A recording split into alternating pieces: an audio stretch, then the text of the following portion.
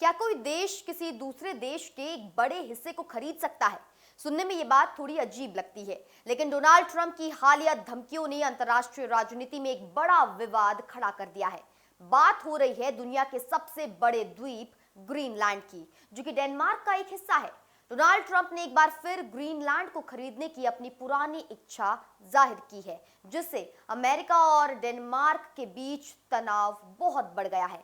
Trump का मानना है कि ग्रीनलैंड अमेरिका के लिए रणनीतिक और आर्थिक रूप से बहुत जरूरी है, लेकिन विवाद तब और गहरा गया जब ट्रंप ने डेनमार्क को चेतावनी दी कि अगर उसने इस सौदे में दिलचस्पी नहीं दिखाई तो अमेरिका डेनमार्क से आने वाले सामानों पर भारी टैक्स या टैरिफ लगा सकता है।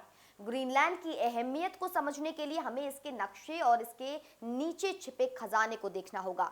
ये बर्फ से ढका द्वीप खनिजों यानी मिनरल्स, तेल और गैस के भंडार से भरा हुआ है। साथ ही रूस और चीन जैसे देशों पर नजर रखने के लिए इसकी भौगोलिक स्थिति बहुत ही खास है। ट्रंप इसे अमेरिका के लिए एक रियल एस्टेट डील की तरह देख रहे हैं। हालांकि डेनमार्क और ग्रीनलैंड की सरकार ने इस प्रस्ताव को सिरे से खारिज कर दिया है। उनका कहना है कि ग्रीनलैंड कोई बिकाऊ चीज नहीं है, बल्कि वहां के लोगों का अपना घर है। ट्रंप की इस धमकी भरी राजनीति ने न केवल डेनमार्क बल्कि पूरे यूरोपीय देशों में खलबली मचा दी है। यूरोपीय देशों के नेताओं ने ट्रंप के इस रवैये की कड़ी आलोचना की है। उनका कहना है कि एक लोकतांत्रिक देश को धमकाकर उसकी जमीन मांगना अंतर्राष्ट्रीय नियमों के खिलाफ है। टैरिफ की धमकी देना न केवल आपसी व्यापार को नुकसान पहुंचाएगा, बल्कि नाटो जैसे महत्वपूर्ण सैन्य संगठनों के रिश्तों में भी दरार पैदा कर सकता है।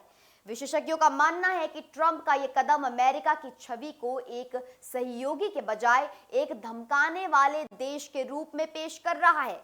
फिलहाल इस बयानबाजी ने पूरी दुनिया का ध्यान अपनी ओर खींच लिया है और हर कोई ये देख रहा है कि क्या एक व्यापारिक सौदे की जिद दो पुराने सहयोगियों के बीच दुश्मनी की वजह बनेगी।